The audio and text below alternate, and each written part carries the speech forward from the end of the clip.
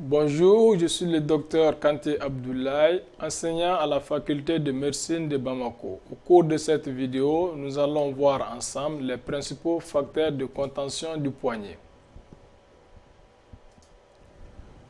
Voici une présentation schématique des facteurs de contention. La principale fonction du poignet est la stabilité de la main. Les surfaces articulaires sont peu emboîtées, en particulier au niveau de la radio carpienne. La stabilité du poignet au niveau des différents mouvements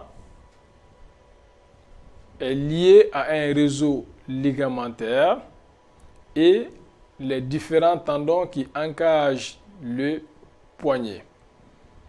Le réseau ligamentaire et ces différents tendons qui ceinturent le poignet constituent un facteur majeur de contention.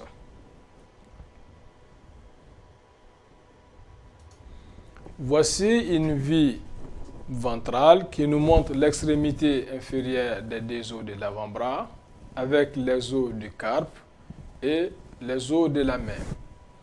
Les surfaces articulaires de la radio carpienne sont peu encastrées. Donc voici l'articulation radiocarpienne qui présente des surfaces articulaires peu emboîtées.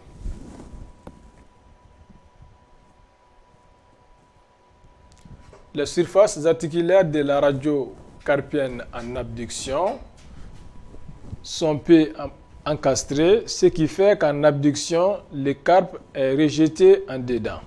Donc vous voyez ce rejet du carpe en dedans, symbolisé par cette flèche rouge.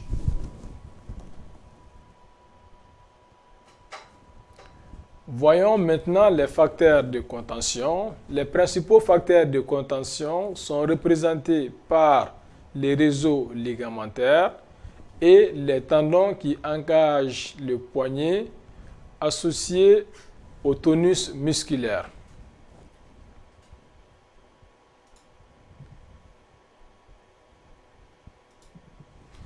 La puissance, l'organisation et la direction des ligaments radiocarpiens évitent ce rejet du carpe en dedans. Donc voici les ligaments radiocarpiens représentés par ces deux flèches. Le ligament radiocarpien palmaire ici. Et en vue latérale, nous voyons le ligament radiocarpien dorsal.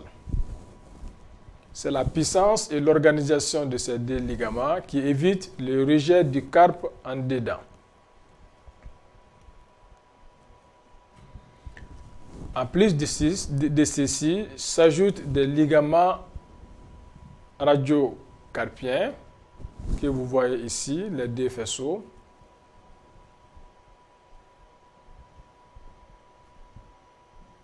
Les ligaments radiocarpiens palmaires et dorsaux sont détendus en position de repos. Donc vous voyez le ligament radiocarpien palmaire qui est détendu et le ligament radiocarpien dorsal qui est également détendu en position de repos.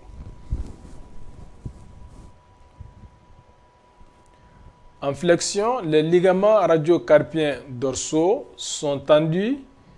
Ils verrouillent le poignet et contribuent ainsi à la stabilité du poignet.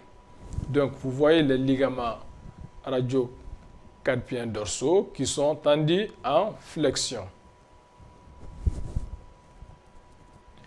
En extension, ce sont les ligaments radiocarpiens palmaires qui sont tendus et du coup, ils verrouillent le poignet et contribue ainsi à la stabilité du poignet. Donc voici les ligaments radiocarpiens palmaires qui sont tendus au cours de l'extension. En position de repos, les deux ligaments sont détendus.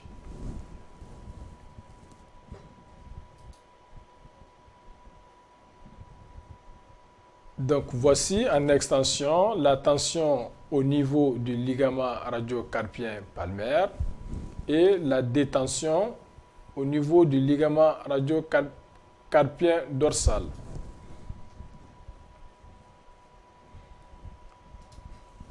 Au niveau de l'articulation radiocarpienne, les différents tendons qui passent à ce niveau ceinturent le poignet et constituent un facteur majeur de la stabilité au niveau de ce poignet. Donc, vous voyez les tendons qui encagent associés au tonus musculaire. Ces deux facteurs constituent un facteur majeur de stabilité. À ceci s'ajoutent les deux rétinaculums. Voici le rétinaculum des extenseurs et en avant le rétinaculum des fléchisseurs. C'est tout pour cette vidéo. On se donne rendez-vous pour une prochaine. Au revoir et à bientôt.